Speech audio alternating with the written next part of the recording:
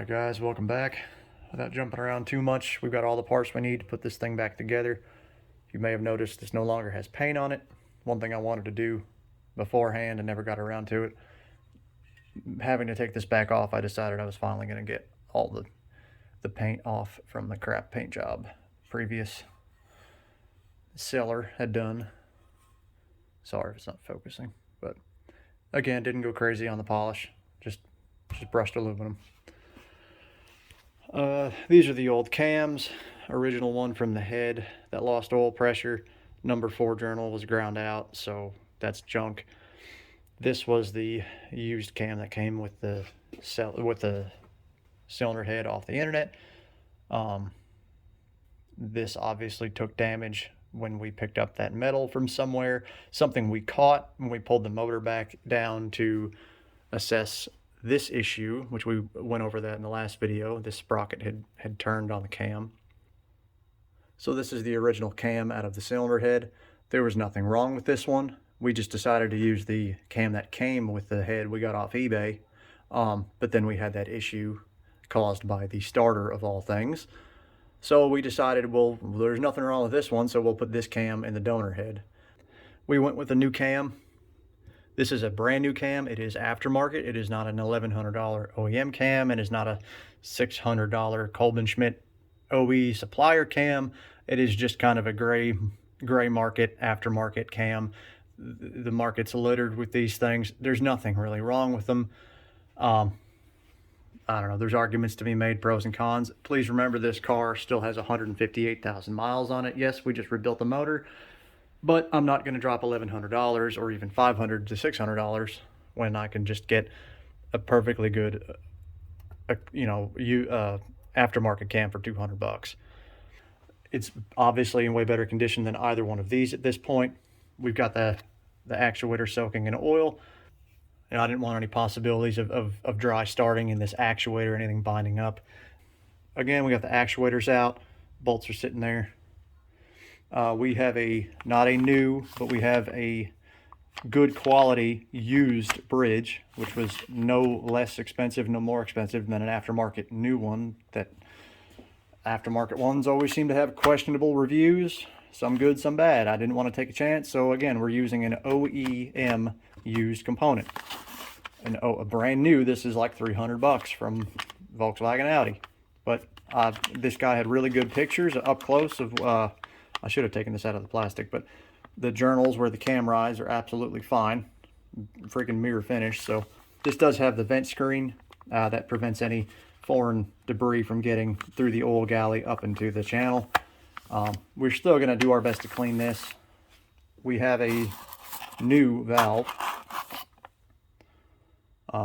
with, obviously, this is right out of the it's right out of the bag. So out of the box.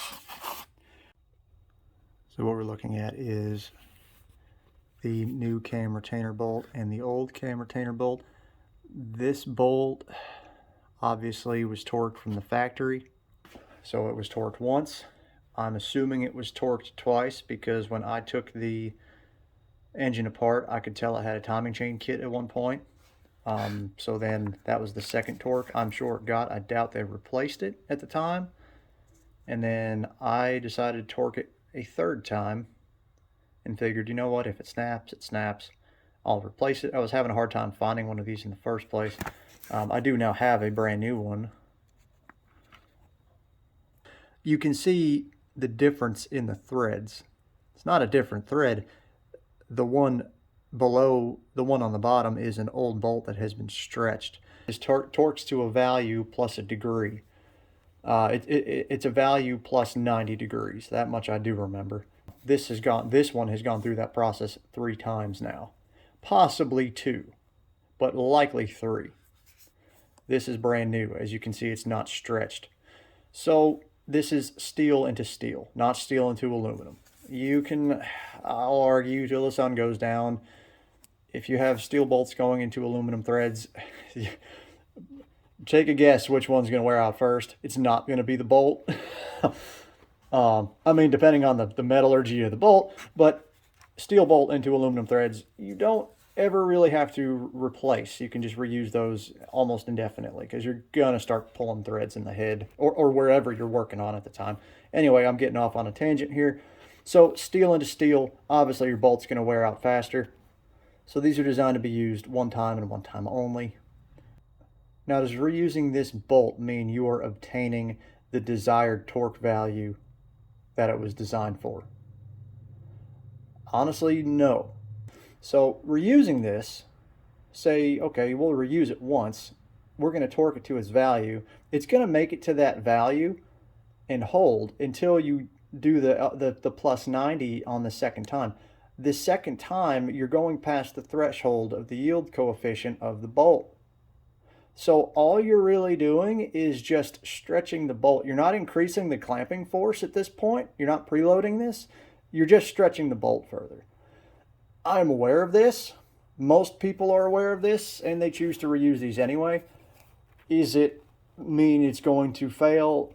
No, but it's something you don't want to risk. Obviously, you can see the difference in threads from an old one to a new one. You can see that how far they've stretched. Let me get a clean view of this.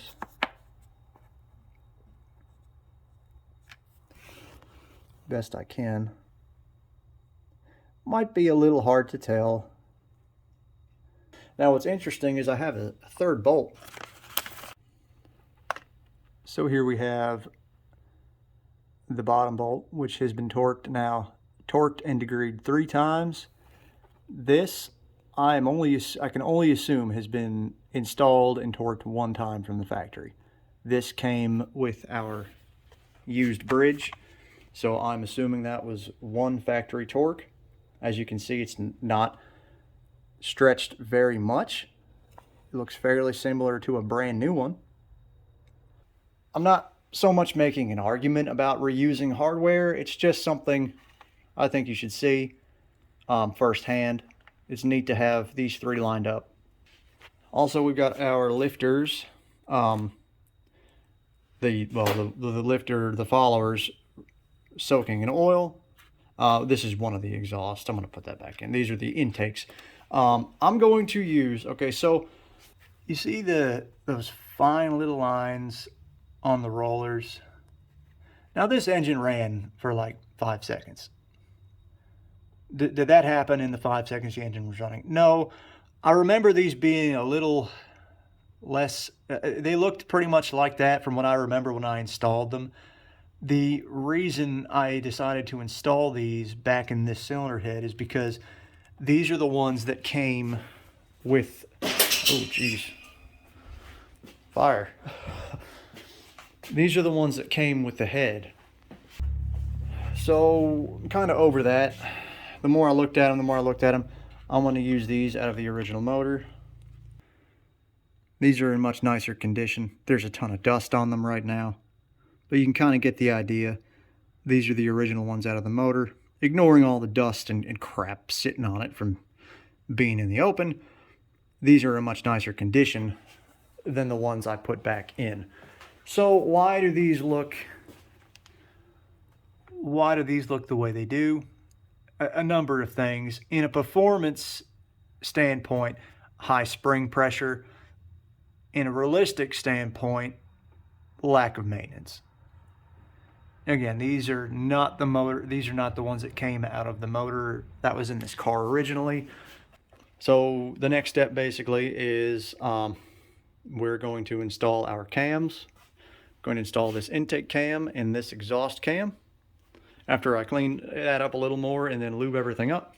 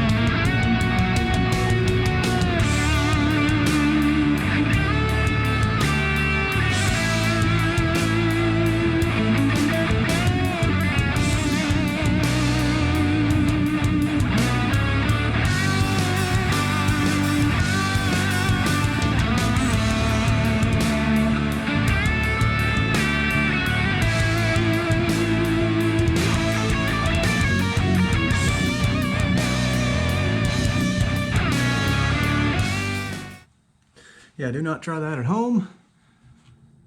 That is not the right way to do that.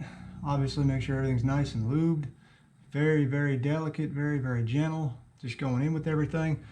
We made sure all of our rollers are seated on the low lift, which is the install position. In my first video when we installed this, we had this secured in the cylinder head, or in the cam chest. The point of that was because you still had to mess with it. You had to open these up and get them in the install position in there, but it made it, I'm not going to say simpler to install it, but you can do it this way too, but you just got to be so careful because they're not really designed to ride against the castings in the head. The webbing is a little bit thicker on the valve cover side. So once you get the valve cover in place, you can stick these down through the holes and just kind of massage these around until it drops in place. And then it's riding on the inner portions of the journal is riding, the thrust portion, if you will, is now riding on the casting of the cam chest and not the casting in the cylinder head. I'll show you really quick. You can see the pin of the cam that rides in the journal. It's just up against the raw casting. It's not going to actually ride against the casting of the cylinder head. It's going to ride against this portion of the cylinder head, or the upper cover. Once it's in there, this pin will be riding in this journal, and it'll be riding against, thrust wise, it'll be against the sides of this cover, not the casting on the cylinder head. These journals are slightly wider than the journals in the cylinder head, so it kind of offsets it a little farther to the center.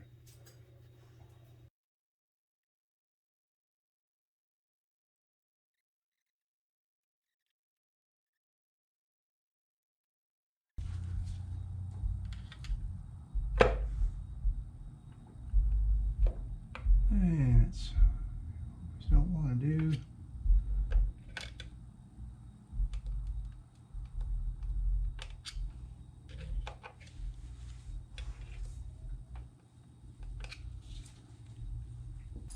Not going to use any Loctite on these guys. I've cleaned the threads out fairly well.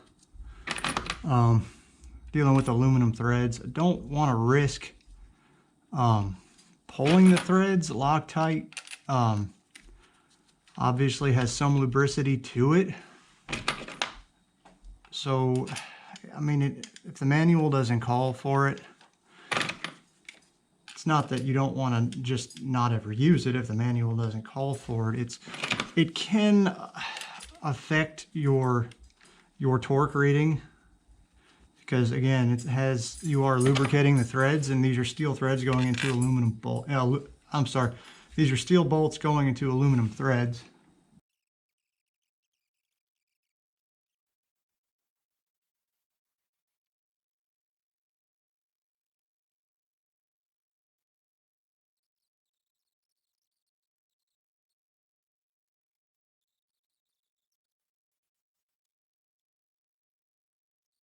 So this is hand tighten, and then 8 Newton meters plus 90 degrees.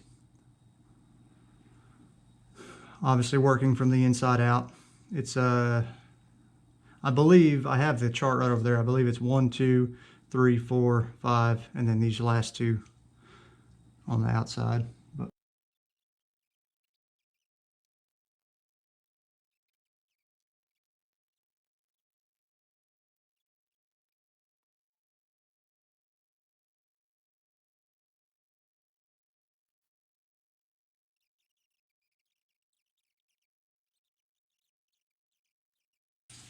so when you're dealing with a used cylinder head, especially buying one off the internet. It might look good, it might be machined perfectly and look brand new and clean and, you know, a good refurbished one, but you just don't know the condition of the threads. So what a lot of guys do in more performance oriented applications, if there's enough room,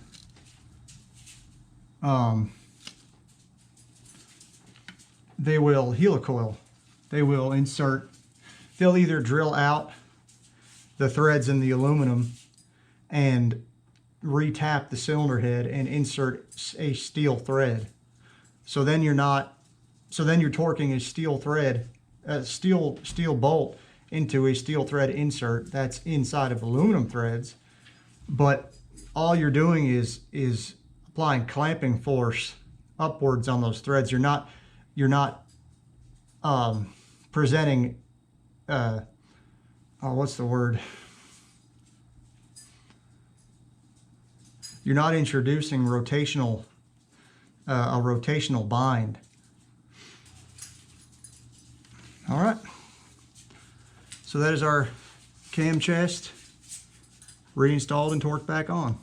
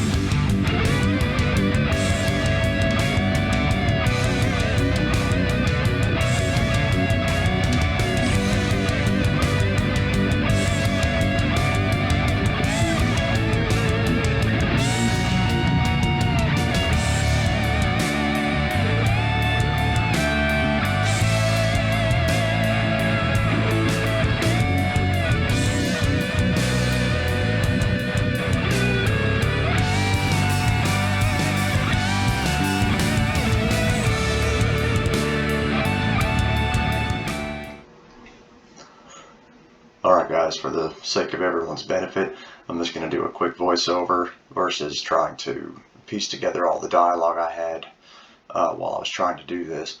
As you can see, I was having trouble getting the bridge on. That's what you would expect. It is tricky to put on. The trick is you have to make sure these cams don't have any tension or preload against them. So obviously your chain tensioner has to be locked back and in the reset position. The upper and lower legs of the chain are slacked. They do move around a little bit. We do have some tension between the sprockets, because on this intake cam, for whatever reason, we have a set of lobes on a set of springs that are trying to push upwards. They're trying to clock this, advancing it slightly a few degrees for whatever reason. It doesn't matter. But it's offsetting this this stub of the camshaft a few thousandths out of center, which is not allowing us to put our bridge on. So you'll see what I did to remedy that here in just a second.